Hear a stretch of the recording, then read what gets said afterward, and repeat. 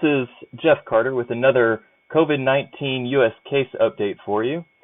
Before I get started, I would like to ask you that if you're enjoying this content, that you please go ahead and like, subscribe, click the bell icon to be notified, and share this video with anyone who you think may find this content interesting. I also want to give you a couple of disclaimers. First and foremost, I'm going to be going through some of these concepts pretty quickly, and if some of these items don't make sense to you, it's probably because I've discussed it in a prior video that you haven't seen. So on some of these concepts, I encourage you to go take a look at my prior videos on my channel, and I've explained a lot of these concepts earlier. Specifically, the date of onset, please go back to my earliest video. And the math video, there's a video called Coronavirus Math. So, all right, let's go ahead and jump into this. All right, the CDC is reporting today the total number of COVID-19 cases in the United States is 330,891, which, looking at this chart, can't really tell much about it except that it's growing. If we look at the rate of change, this particular chart describes what we should eventually see. So in this orange line right here, let me get my laser pointer. In this orange line right here, this is the percentage growth that we should expect to see in cumulative cases. So it'll go from some rate of growth down to 0. And this gray line is the percentage growth we should expect to see in new cases. So it should decline, eventually go from positive to negative, and then eventually grow at a very small negative rate. Okay.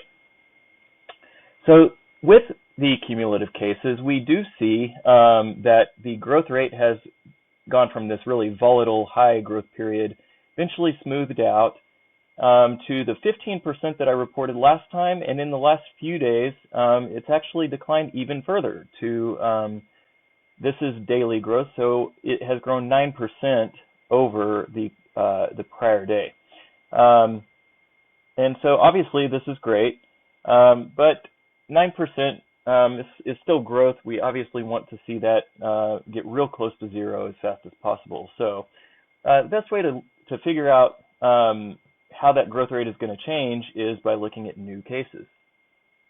So here are the new reported cases, which means that this is basically just subtracting the cumulative cases from today and subtracting the cumulative cases from yesterday, gets you the new reported cases. So it's very interesting that 2 days ago we had an extremely large increase in cases, and then it's obviously come down from that large number. It's difficult to say why this is, but this is a volatile chart to begin with. It's sort of volatile just because that's the nature of reported cases. Cases tend to be reported at various times in the relative to the date of onset. So that's why I'm going to discuss date of onset later on. But let's go ahead and look at the growth rate in these cases. So this is the growth rate in new cases. And as you can see, this is even more volatile earlier on than the cumulative cases were. That's to be expected. But you see that this too the growth rates have been declining. I'm going to remove some of the volatility in this chart to give you a good idea of the trend. Okay, so this is the average percentage daily change averaged over the last 7 days. So this is a rolling 7-day average, and you can see a clear trend line down, which is certainly very, very positive. If this continues, it should go below this line and eventually have negative growth, which means that the growth rate in the cumulative cases will be slowing, which is certainly good news. Now, keep in mind this is lagging, so we may actually have some negative growth that will precede on a daily basis that will precede this line, but the daily growth is just so volatile that this may have a little bit more you can see a bit more of a pattern in it, okay? All right, so the next thing I'm going to talk about is the date of onset. And the reason that I'm talking about this is because there's a huge difference between when cases are reported and when they're estimated to have been contracted. And so by looking at date of onset, we can try to get our fingers on the pulse of when these growth rates are changing a little bit sooner than if we look at when they're reported. And also, maybe this time series is going to have a little bit less volatility. All right, these are the COVID-19 cases being reported by the CDC by date of illness onset. So the total here is 90,000 roughly, which is about 27% of the 330,800 total cumulative cases that are being reported by the CDC as of yesterday at 4 p.m. The main thing about this is that these bars are added to every single day. So let's go ahead and take a look at how that's been proceeding. Okay, this is the chart as I presented it in the last update. I'm going to move this chart down to allow additional room for the data that I'm about to present. Now, this is the number of cases that were added on Friday. You see that there was not a new peak established, which was a good sign. All right, and here are the new cases over the weekend. Now, keep in mind that this is more than 1 day of data. In fact, that the data that was provided on Friday was actually as of Thursday. So this is actually Friday, Saturday, and Sunday's numbers. So while these lines, these new additions to these orange additions look big, if you divide those by 3, you'll understand that the addition here is actually not too terrifying. There is one data point that I'll point out that, is a sad truth. It did establish a new peak over the weekend. So, we certainly have not hit peak in the date of onset, these new cases by date of onset. I didn't think we were hitting a new peak, but I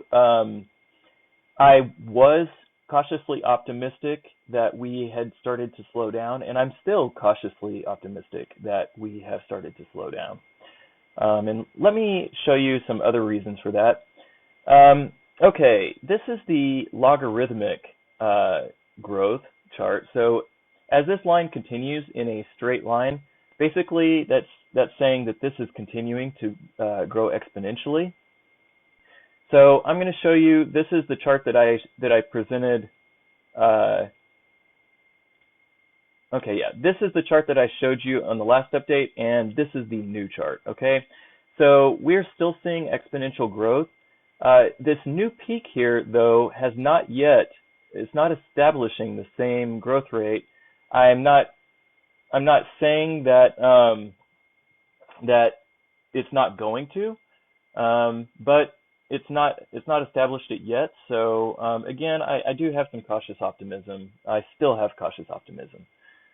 All right, now I haven't done this before, but I wanted to actually look at the growth rate of the new cases based on date of onset. So here, just like I did with the new cases the growth in new reported cases I showed you before, these are the growth rates in the new cases by date of onset. So we have some great trends here. This growth rate is certainly decreasing, and that's certainly very positive news. Now, I want to caution that because of the nature of this data series, where these bars, so this is the last peak that was established. Okay, everything after this, we can expect that those dates are going to continue to have cases added to them going into the future. So we can't really trust that that these negative growth rates are real. So I want to encourage everyone, don't pay attention very much to this. We simply cannot know, based on the based on the nature of this data series, that those negative growth rates are real. I don't think they are real, if I'm going to be completely honest. But we do have some optimism here that this growth rate is trending downwards, and eventually will get into the negative territory, which will signal that we are starting to have a slowdown in the cumulative, a slowdown in the growth rate in cumulative cases. All right. The last disclaimer that I want to provide is that just a reminder that this is U.S. cases. This is all U.S. cases. Considering that New York State has somewhere around 50, it's somewhere between 40 and 60. It's probably about 50% of all cases in the United States.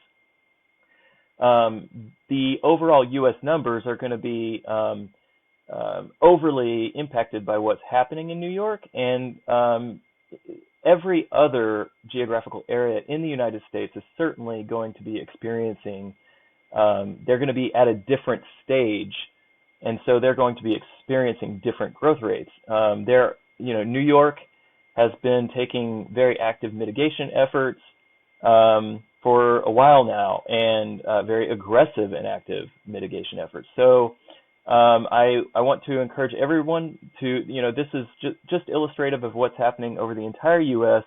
This is not indicative necessarily of what's happening in your area, and I don't want to encourage anyone to stop their mitigation activities, such as social distancing, thorough hand washing. Still incredibly important that everyone continues to engage in those activities and to follow the advice of their local public health departments. All right. With that, I think I've presented everything that I have for you today. I will be bringing to you in the near future some more data about those localities the best that I can. That way you have a better idea what is actually happening in your neck of the woods. So please be on the lookout for that. And once again, if you enjoyed this content, please go ahead and like, subscribe, and click the bell icon to be notified. And please also share this video. Once again, thank you for watching. Please stay safe out there. And I will see you next time. Thank you.